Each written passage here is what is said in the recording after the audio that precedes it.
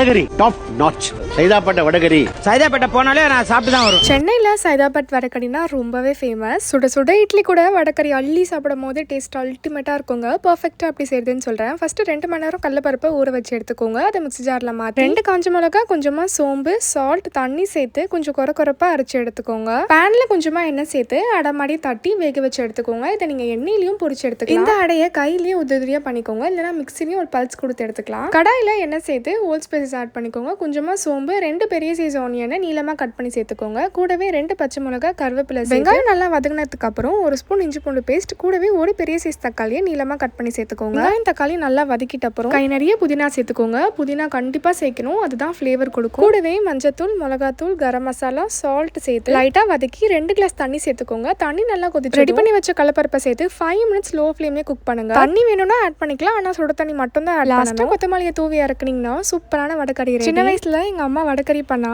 3 வேளையும் இட்லி தோசை தான் வேணும்னு அடம் பிடிச்சி சாப்பிடுவேன். இந்த மாதிரி நீங்களும் வடகரி ஃபேனா இருந்தீங்கன்னா கண்டிப்பா எனக்கு கமெண்ட் பண்ணுங்க. பாய்.